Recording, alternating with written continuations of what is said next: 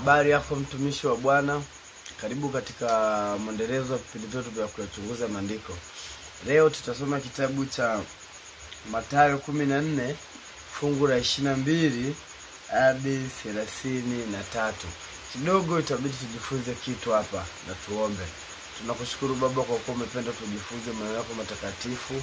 Uwe pamoja nasi, tuongoze katika jina lako Yesu. Amen. Haya mafungu kidogo yameleta utata wakati fulani wa wainjilisti na wachungaji na baadhi ya washiriki wa kawaida wanapokuwa wakifundisha somo hili. Sasa leo tunataka Biblia ituambie thabiti, mimi na wewe msikilizaji wangu.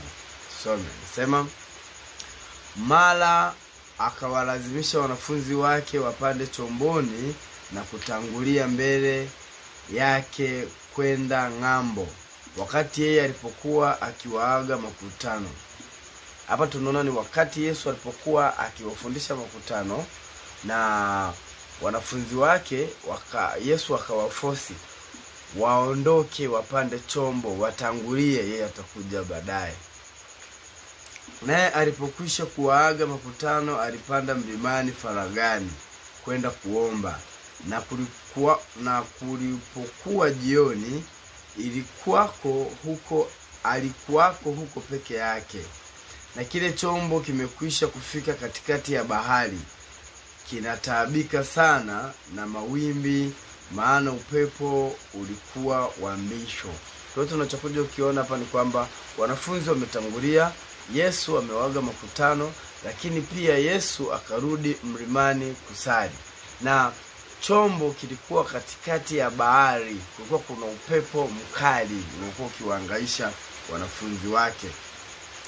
Hata wakati wa zamu ya 4 ya usiku, Yesu akawaendea akienda kwa miguu juu ya bahari. Wanafunzi walipomuona akienda juu ya bahari wakafadhaika wakisema, ni kivuli, wakapiga yowe kwa hofu. Umeona, wanafunzi wa Yesu pia walipomuona Yesu, kwa kuwa wao walimuona kama mwanadamu ambaye wanaishi naye kawaida, lakini wakiwa katikati ya bahari hawakutegemea kama kweli Yesu anaweza akaja kwa njia aliyoamua kuitumia. Kwa hiyo walivyomuona wakapiga yowe, wakafikiri ni kivuli. Mara Yesu akanena akawaambia, jipeni moyo, ni mimi, msiogope. Petro akamjibu akasema, Bwana, ikiwa ni wewe, niamuru nije kwako juu ya maji.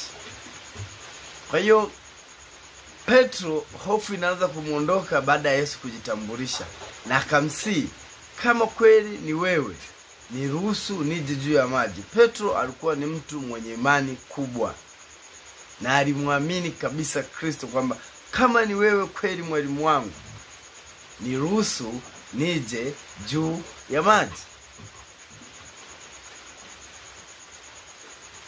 Akasema, njoo.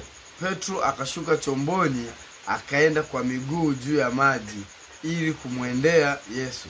Lakini alipoona upepo akaogopa, akaanza kuzama, akapiga yowe akisema, Bwana, niokoe.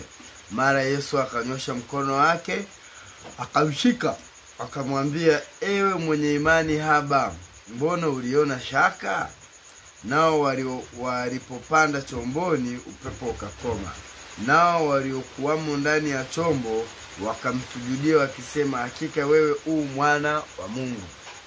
Sasa katika haya mafungu wapo watu naweza nikasema kwamba wanakosea wakati wanawasilisha mafungu ya kitabu hiki cha Mathayo 14, hapa tukianzia fungu la 22 hadi 33. Wengine wanadai ya kwamba Petro aligeuka nyuma akajiinua, kana kwamba vile alivyotembea juu ya maji akajikweza. Si kweli. Na kama ni kweli, mtusaidie hayo mafundisho au hayo mafungu mnasoma kitabu gani? Hapa Biblia inatueleza ya kwamba, tukianzia fungu la 29, anasema, akasema njoo. Yesu anamjibu Petro aje. akashuka chomboni akaenda kwa miguu juu ya maji ili kumwendea Yesu. Kwa hiyo kwa kuwa Petro aliamini kama kweli ni Masihi, nina uwezo wa kumfuata na nikatembea juu ya maji kama yeye. Aliporuhusiwa alitembea juu ya maji. Fungu la 30 anasema, lakini alipoona upepo akaogopa. Petro alikuwa ni mvuvi. Petro anaujua upepo wa bahari. Na Petro alikuwa ni mwanadamu wa kawaida kama wewe leo. Na ndiyo maana Masihi alipokuja kwa kutembea juu ya maji, kabla hawajamtambua waliingiwa na hofu, wakapiga yoe. Haikupita hata muda mrefu, Petro alipothibitishiwa kwamba ni Masihi, akataka atembee juu ya maji. Petro akaruhusiwa kumsogelea Masihi. Alipoona tena upepo, kwa kuwa Petro ni muoga katika habari ya uvuvi, habari ya upepo anaujua vizuri, akajua nimezama tena. Akapiga yoe tena, akamuomba Masihi amuokoe. Ndio maana tunaona fungu la 31 anasema, mara Yesu akanyosha mkono wake, akamshika, akamwambia, ewe mwenye imani haba. Sio hakuambiwa kwa kuwa amejivuna. Aliambiwa kwa sababu aliamini atatembea juu ya maji. Mara akaingiwa na hofu baada ya kuona upepo. Sasa tunapokuwa tukiyachunguza maandiko au tunapokuwa tukijifunza na Wakristo na watu wa Mungu wa madhehebu mbalimbali, Waislamu, wa dini ya Kiislamu, wa kila aina ya wanafunzi wa Mungu, inatupasa tufundishe kitu ambacho ni sawasawa na Biblia. Habari ya stori za kutungwa, tujitahidi tuache kufanya kazi ya Mungu kwa mazoea. Tuifanye kazi ya Mungu kama tulivyopewa, ili Masihi ajapo akatupe taji ya uzima. Asante na karibu katika vipindi vingine, na tuombe. Tunakushukuru Baba kwa kuwa umetuonyesha ya kwamba Petro hakujinua katika habari ya kutoka katika ule mtumbwi na kumfuata Masihi. Lakini ni kwamba Petro yeye aliona shaka. Vivyo hivyo Baba, tunapoendelea kujifunza maandiko kwa matakatifu, Roho wako aendelee kutuvuvia na kutuongoza. Tunaomba ya machache katika jina lako Yesu, amen. Asante na karibu katika masomo mengine. Bye bye.